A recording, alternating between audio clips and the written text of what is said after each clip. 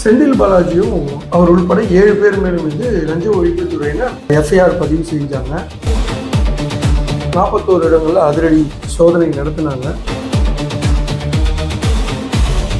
கிட்டத்தட்ட 1000 கோடி கணக்கில் வராத பணத்தை இவங்க ஊழல் பண்ணியிருக்கிறதா டிவிஎஸ்சி எஃப்ஐஆர் ரெஜிஸ்டர் பண்ணியிருக்காங்க.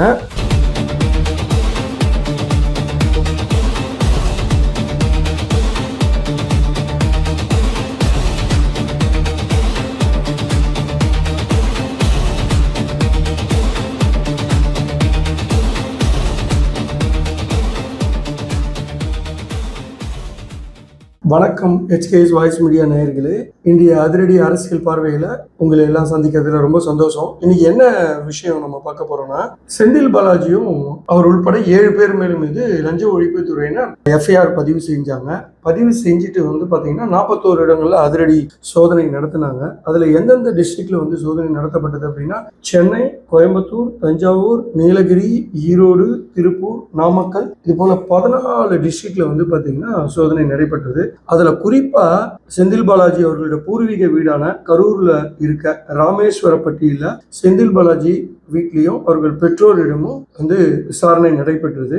அதே போல பாத்தீங்கன்னா அவருடைய உதவியாளராக இருக்கிற சுப்பிரமணி மற்றும் திமுகவோட கிழக்கு ஒன்றிய செயலர் பாஸ்கர் அவரோட வீட்லயும், கரூர் தொழிற்பேட்டை டாஸ்மாக் மண்டல அலுவலகத்திலையும், மதுபான ஆலைகளை பொறுத்த வரைக்கும் அதாவது மேனுஃபேக்சரிங் பண்றாங்க இல்லையா, இதுல திருவாரூர் உள்ள கோல்டன் வாட்ஸ் மற்றும் புதுக்கோட்டை, கந்தர்வக்கோட்டை அருகே உள்ள கால்ஸ் டிஸ்டிலரிஸ் அண்ட் தனியார் மதுபான உற்பத்தி ஆலைகளை தீவிரமாக சோதனை எல்லாம் நடத்தினாங்க. ஸோ இந்த சோதனையில நடத்துறதுக்கு முன்னாடி எஃப்ஐஆர்ல யார் யார் பேர்ல வழக்கு பதிவு செய்யப்பட்டுள்ளதுன்னு சொல்றேன். ஸோ ஒன்று A1 செந்தில் பாலாஜி அவர்கள் மேலேயும், A2 எஸ் விசாகன் IAS, இவர் டாஸ்மாக் நிறுவனத்தின் முன்னாள் மேலாண்மை இயக்குநராக இருந்தாரு, அதாவது மேனேஜிங் டைரக்டரா இருந்தாரு. 3வது A3 சுப்பிரமணி, இவர் யாருன்னா செந்தில் பாலாஜி அவர்களோட அசிஸ்டண்டா அவர் கூட இருந்தவர். 4வது A4 யாருன்னா பாஸ்கர், இவர் கரூர் மாவட்ட திமுக கிழக்கு ஒன்றிய செயலாளராக இருக்கிறவர்.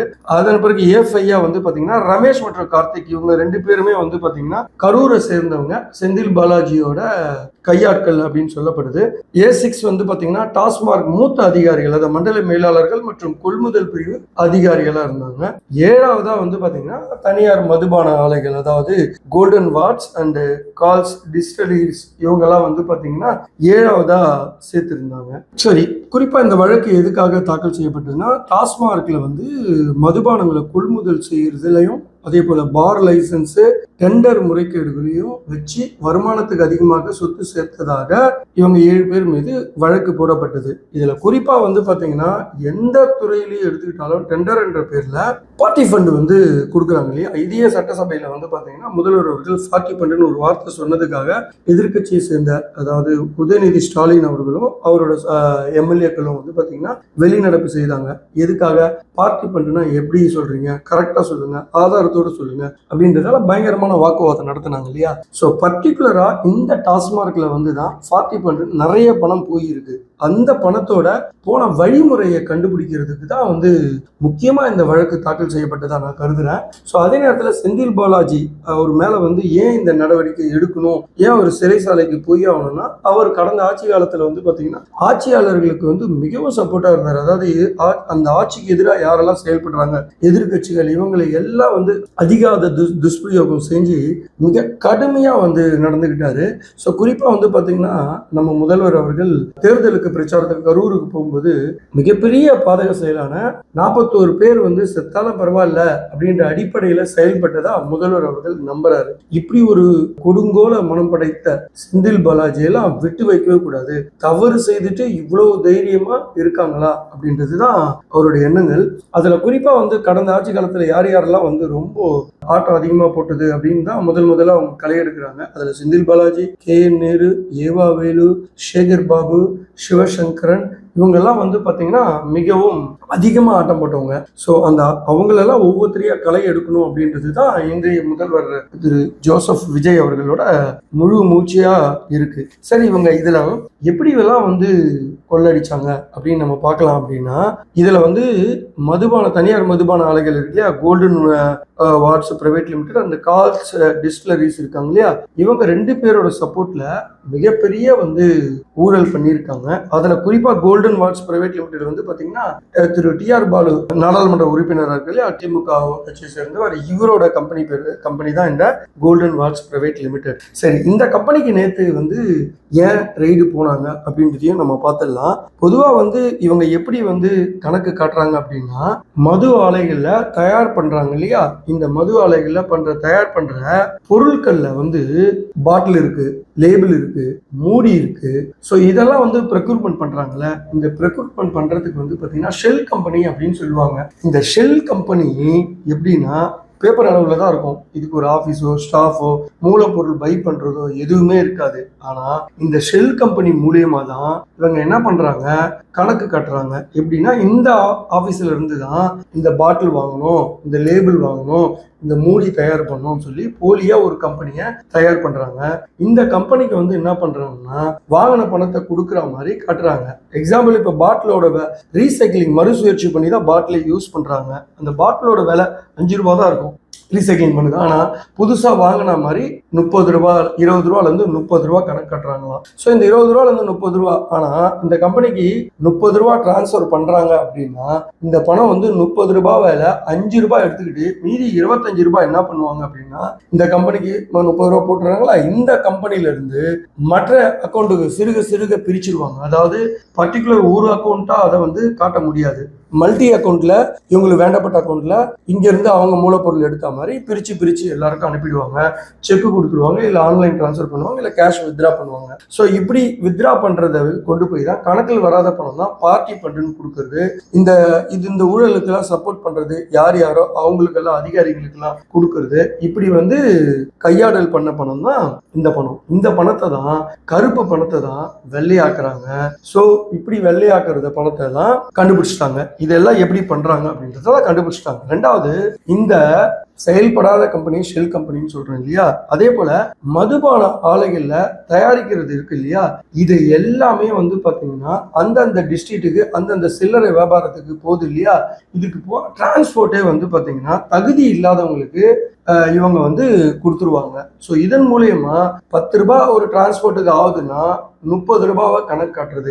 இந்த பணத்திலையும் டெண்டர் கொடுக்கறதுலயும் ஒரு ஊழல், இந்த டெண்டரை எக்ஸ்ட்ரா காட்டுறது இந்த வண்டியை டிரான்ஸ்போர்ட்டுக்கு, அந்த பணத்தையும் கணக்கில் வராத பணத்தையும் கரூர் கம்பெனிக்கு போயிடும். அதன் பிறகு ஒரு கொள்முதல், அதாவது ஒரு மதுபான அந்த டிஸ்டிலரிஸ் எல்லாம் தயாரிக்கிறாங்க இல்லையா, இதை தயாரிக்கிறதுக்கு 10 ரூபாய் ஆகுதுன்னா 25 ரூபாவா கணக்கு காட்டுறது. ஸோ இத மாதிரி கணக்கு காட்டி இந்த பணத்தையும் அக்கௌண்ட்ல வந்துடும். ரெண்டாவது, ஒரு பர்டிகுலர் கம்பெனில இருந்து தான் அதிகப்படியான ப்ரெக்யூர்மெண்ட் அதாவது எடுப்பாங்க. அதுக்கு என்ன பண்றாங்க, ஸோ குறிப்பா வந்து அதிகபட்சமா எடுக்கிறது கோல்டன் வாட்ச் பிரைவேட் லிமிடெட்லயும் கால்ஸ் டிஸ்டிலரிஸ்லயும் தான் வந்து பாத்தீங்கன்னா நிறைய வந்து கொள்முதல் பண்றாங்க. வேற எந்த ப்ராடக்டும் எடுக்க மாட்டாங்க. அப்ப கொள்முதல் பண்றதுக்கு இவங்களுக்கு அதுவும் அதிகாரிகளுக்கு கமிஷனு பிளஸ் இந்த ஆர்டர் போடுற அதிகாரிகள் கமிஷனு பிளஸ் இது கரூர் கம்பெனிக்கும் இந்த பணம் போகுது. ஸோ இப்படி வந்து பல வகையில வந்து பாத்தீங்கன்னா பணத்தை கொள்ளடிக்கிறாங்க. இதுல வந்து அரசாங்கத்துக்கு வந்து கணக்கே காட்டுறது இல்லை. மீதி வர எல்லா பணத்தையும் வந்து வெளியில இருந்து பார்க்கும்போது ஒரு ஆடிட் பண்ணாலுமே வந்து பாத்தீங்கன்னா எல்லா பணமும் முறையா போயிருக்கும். எப்படி ஒரு கம்பெனில இருந்து மது வருது, மதுபானம் வருது, அந்த மதுபானம் வந்து லேபிள் இதெல்லாம் தயாரிக்கிறது, பாட்டில் இதெல்லாம் தயாரிக்கிறது, மூடி இதெல்லாம் போலியா ஒரு கம்பெனில கணக்கு காட்டிட்டு அந்த கம்பெனிக்கு டிரான்ஸ்ஃபர் பண்ற மாதிரி காட்டிடுறாங்க. சரி, இதுக்குள்ள எல்லாத்துலயும் வந்து பாத்தீங்கன்னா இந்த மது ஆலை தயாரிக்கிறாங்களா, இதுல வந்து ஒரு அதிகாரிகளை தாசில்தார் மட்டத்துல ஒரு அதிகாரிகளை போடுவாங்க. டிஸ்ட்ரிக்ட் லெவல்ல வந்து பாத்தீங்கன்னா ஒரு உதவி ஆணையரை போடுவாங்க. இவர்களோட வேலை என்ன அப்படின்னு வந்து பாத்தீங்கன்னா தாசில்தார் லெவல்ல இருக்கிறவங்க உள்ள வந்து எவ்வளவு வந்து டிஸ்டிலரிஸ் உள்ள வருது, இதன் மூலியமா எவ்வளவு பாட்டில் தயாரிக்கிறாங்க, இது மட்டும் தான். இப்போ எத்தனை சில்லறை வியாபாரத்துக்கு போகுது அப்படின்றத மட்டும் கண்காணிக்கிறதுக்கு மட்டும்தான் இவங்களோட வேலை. ஆனா இவங்க பண்ற தில்லாலங்கடியால என்ன நடக்குதுன்னா அரசாங்கத்துக்கு சேர வேண்டிய கமிஷன் வந்து ப்ராப்பரா போறது இல்லை. நிறைய வந்து திருட்டுத்தனத்தை இவங்க பண்றாங்க. ஸோ இதெல்லாம் கண்மூடித்தனமா இருக்கிறது. இவங்களுக்கும் சரியான பணத்தெல்லாம் கொடுத்துடுறாங்க, போலி கணக்கை கட்டிடுறாங்க. ஸோ இதனால வந்து வர பணத்தை பார்ட்டி பண்ணுன்னு எடுக்கிறாங்க. அதை தான் எஃப்ஐஆர்ல கொண்டு வந்திருக்காங்க. என்ன அப்படின்னா இவங்க வந்து மது பெட்டியை வாங்குறாங்க இல்லையா, அதாவது ஃபார் எக்ஸாம்பிள் இந்த பர்டிகுலரா 2 கம்பெனிக்கு மட்டும் தான் அதிகமா எடுக்கிறாங்கன்னா ஒவ்வொரு கேஸுக்கும் இவ்வளவு கமிஷன் அந்த ஆலை நிருபர்கள் ஓனர் வந்து கொடுத்துடணும். அதன்படி அந்த பணத்தை என்ன பண்றாங்கன்னா சுப்பிரமணி அண்ட் ரமேஷ், கார்த்திக் இவங்கெல்லாம் வந்து என்ன பண்றாங்கன்னா இவங்க கிட்ட கொடுத்துடுறாங்க. ஸோ இந்த சுப்பிரமணியன்றவர் உதவியாளர், ரமேஷ் அண்ட் கார்த்திக்கும் வந்து இவரோட உதவியாளர் தான் இருக்காங்க, ஒரு பிராமியா இருக்காங்க. அதாவது இந்த சக்தி ஹோட்டல் இருக்கு இல்லையா, இந்த சக்தி ஹோட்டலோட வழி நடத்துறவங்களே இவங்க தான், இந்த ரமேஷும் கார்த்திக்கும் தான். இவங்க என்ன பண்றாங்க, இவங்களுக்கு இந்த மது ஆலை ஓனர்கிட்ட இருந்து வர கமிஷன் எக்ஸ்ட்ரா பண்ணதை எல்லாம் இவங்க கிட்ட கொடுத்துடுறாங்க. ஸோ இப்படிதான் கிட்டத்தட்ட 1000 கோடி வந்து கணக்கில் வராத பணத்தை இவங்க வந்து ஊழல் பண்ணியிருக்கிறதா டிவிஎஸ்சி எஃப்ஐஆர் வந்து ரெஜிஸ்டர் பண்ணியிருக்காங்க. ஸோ இப்போ வந்து இதனால இவங்க மேல என்னென்ன நடவடிக்கைகள்லாம் இப்போ அடுத்த கட்டமா எடுக்க போறாங்க அப்படின்னு சொல்றோம். அதுக்கு முன்னாடி அவங்க கிட்ட சில எவிடன்ஸ் எல்லாம் வந்து கலெக்ட் பண்ணியிருக்காங்க. அந்த எவிடன்ஸ் எல்லாம் வந்து கலெக்ட் பண்ணிட்டு நேரா என்ன பண்றாங்கன்னா, செந்தில் பாலாஜி அவர்கள் வந்து இந்த எம்எல்ஏக்கள் தாவேக எம்எல்ஏக்களை வந்து குதிரை பேரம் நடத்தினாருன்னு சொல்லி திருவல்லிக்கேணி காவல் நிலையத்துல காலையிலயும் சாயந்தரமும் வந்து பாத்தீங்கன்னா கையெழுத்து போட்டுட்டு இருக்காருல்ல, அதுக்கு இவர் ரெகுலரா தங்குற ஆர்கே சாலையில இருக்கிற ஒரு 4 ஸ்டார் ஹோட்டல்ல வச்சுதான் ரூம் நம்பர் 602, ஸோ நம்ம ஹோட்டல் பேர் இங்க சொல்ல முடியாது, ஸோ அந்த 602ல வச்சுதான் கிட்டத்தட்ட 3.5 மணி நேரம் அவர்கிட்ட விசாரணை நடத்தியிருக்காங்க. அந்த விசாரணையில வந்து பாத்தீங்கன்னா என்னென்னலாம் அவர்கிட்ட இருந்து எடுக்கப்பட்டது அப்படின்னு சொல்லி அவர்கிட்ட அங்கேயே வந்து டிவிஎஸ்சி ஆஃபீஸர் ஒரு 10 பேர் மேல பிரிண்டரோட போயிட்டு அங்கேயே பிரிண்ட் எடுத்து அவர்கிட்ட சைன்லாம் வாங்கியிருக்காங்க. அது என்னென்னன்றதையும் உங்ககிட்ட இப்ப நான் சொல்றேன். அப்போ செந்தில் பாலாஜி அவர் ஹோட்டல்ல தங்கி இருந்தார் இல்லையா, இந்த ஆர்கே சாலையில் உள்ள நட்சத்திர ஹோட்டல்ல, அப்போ அவர்கிட்ட இருக்கிற வந்து லேப்டாப் எடுத்திருக்காங்க, ஐபேடு, அப்புறமா சீக்கிரட்டா 3 மொபைல் வச்சிருக்காரு, இதெல்லாம் எடுத்திருக்காங்க. அதே போல கரூர்ல அவர் வீட்டுல பண்ணது, அது ஒரு உதவியாளர் சுப்பிரமணிய வீட்டுல இருந்து பாத்தீங்கன்னா சில டைரிகள் எடுத்திருக்காங்க. அதுல என்ன இருக்குன்னா, டாஸ்மார்க்கோட பார் உரிமை கட்டணங்கள் இருக்கு இல்லையா, இதை யார் யாருக்கெல்லாம் டெண்டர் கொடுத்த கமிஷன் இதெல்லாம் எவ்வளவு வந்திருக்கு போயிருக்கு, அந்த டைரியை எடுத்திருக்காங்க. அதே போல செந்தில் பாலாஜியோட உறவினர்கள் நடத்துற சக்தி உணவு இருக்கு இல்லையா, அதை வந்து கார்த்திக்கும் ரமேஷ் என்ற பெயர்ல தான் வந்து அதை நடத்திட்டு வராங்க. இந்த இடத்துல வந்து பாத்தீங்கன்னா பல கோடி சொத்து ஆவணங்கள், அதாவது எங்கெங்கெல்லாம் வந்து பாண்டு வாங்கி வச்சிருக்காங்க, ரியல் எஸ்டேட் திங்ஸ் எல்லாம் வாங்கி வச்சிருக்காங்கன்றதெல்லாம் இந்த இடத்துல இருந்து எடுத்திருக்காங்க. அதே போல நிறைய வந்து கணக்கில் வராத பணம், நகை, இதெல்லாம் எடுத்ததா சொல்லப்படுது. கிட்டத்தட்ட 3.5 மணில இருந்து 4 மணி நேரம் இது சம்பந்தமா அவர்கிட்ட விசாரணை பண்ணி அவர்கிட்ட தஸ்வஜாக்கள்ல கையெழுத்து வாங்கிட்டு போனதா சொல்லப்படுது. சரி, இப்போ அடுத்த கட்டது செந்தில் பாலாஜி மேல என்னென்ன வழக்குகள்லாம் வரப்போகுது, யார் யாரெல்லாம் இவர் மீது நடவடிக்கை எடுப்பாங்க பேஸ்ட் ஆன் இதை வச்சு அப்படின்றதையும் நம்ம பார்த்துருவோம். இப்போ அடுத்தது இன்கம் டேக்ஸ் டிபார்ட்மெண்ட் வந்து இவங்க கிட்ட எல்லாத்தையுமே ஒப்படைச்சிட்டாங்க. என்ன அப்படின்னா, ஒரு ஃபிக்ஸட் டெபாசிட்டு, பணம், அது போக பேங்கோட டீட்டெயில்ஸு, டைரி என்னென்ன நோட் பண்ணியிருக்காங்க, யார் யாருக்கெல்லாம் கொடுத்துருக்காங்க, அதே போல மதுபான ஆலைகள்ல இருந்து எவ்வளவு வந்து இவங்களுக்கு வந்து பணம் போயிருக்கு, இவங்க எவ்வளவு வரி ஏய்ப்பு பண்ணியிருக்காங்க, இந்த டீட்டெயில்ஸ்லாம் கொடுத்துட்டாங்க. இப்போ இதை கொடுத்ததுக்கு அப்புறமா என்ன நடக்கும்னா, இவங்களோட அக்கௌண்ட்ஸ் எல்லாமே ஃப்ரீஸ் பண்ணுவாங்க இன்கம் டேக்ஸ். அதே போல அமலாக்கத்துறை அடுத்தது வரும். ஏற்கனவே இந்த வழக்குல வந்து பாத்தீங்கன்னா பாஸ்கரன் அப்படின்னு சொல்லி விசாகன் அவர்கள் மீறியும் இந்த வழக்கு வந்து இப்போ இவங்க அமலாக்கத்துறை ஐடியால போடப்பட்டு சுப்ரீம் கோர்ட்ல ஸ்டே ஆர்டர் வாங்கியிருக்காங்க இல்லையா. இப்போ இவங்க புதியதா ஒரு எஃப்ஐஆர் போட்டாங்க, நியூ எஃப்ஐஆர் போட்டிருக்காங்க. ஸோ இதை பேஸ் பண்ணி வந்து பிரைம் ஆஃப் அஃபென்ஸ்ன்னு சொல்லுவாங்க இல்லையா, அந்த பிரைமா பேசி பிரகாரம் வந்து பாத்தீங்கன்னா இடி உள்ள வரும். இவங்க மேல திருப்பியும் இவங்க ஒரு புதுசா ஒரு எஃப்ஐஆர் போட்டு இந்த கேஸ்ல இவங்க மேல விசாரணை தொடங்குவாங்க. இவங்க வந்து பண மோசடி தடுப்பு சட்டம் இருக்கு இல்லையா, பிஎம்எல்ஏ, அதன் அடிப்படையில இவர்கள் மீது வந்து விசாரணை பாயும், அவங்களும் ஒரு எஃப்ஐஆர் போடுவாங்க. அதுக்கு அடுத்தது வந்து பாத்தீங்கன்னா லஞ்ச ஒழிப்பு துறையில வந்து இவங்க மேல எஃப்ஐஆர் போட்டாங்க இல்லையா. இதுக்கப்புறமா 1 by 1 எல்லாருக்குமே வந்து பாத்தீங்கன்னா பேஸ்ட் ஆன் தட் இப்போ அவங்க டிஜிட்டல் எவிடன்ஸ் எல்லாம் எடுத்திருக்காங்க, மொபைலு, லேப்டாப்பு, இதெல்லாம் எடுத்திருக்காங்க இல்லையா. இதெல்லாம் எடுத்துட்டு இதை வந்து ஃபாரன்சிக் சயின்ஸ் அவங்க டிபார்ட்மெண்ட்டுக்கு அனுப்பி இதெல்லாம் எந்தெந்த முறையில் பண்ணுதுன்னு சொல்லி இதை எவிடன்ஸ் எல்லாம் வந்து கிரியேட் பண்ணுவாங்க. அதாவது இதை வந்து ஆதாரபூர்வமாக நிரூபிக்கணும். நிரூபிச்சதுக்கு அப்புறமா இந்த மதுபான ஆலை ஊழியர்களுக்கு அந்த ஓனருக்கு எல்லாமே வந்து நோட்டீஸ் அனுப்பி டிவிஎஸ்சி வர வச்சு என்கொயரி பண்ணுவாங்க.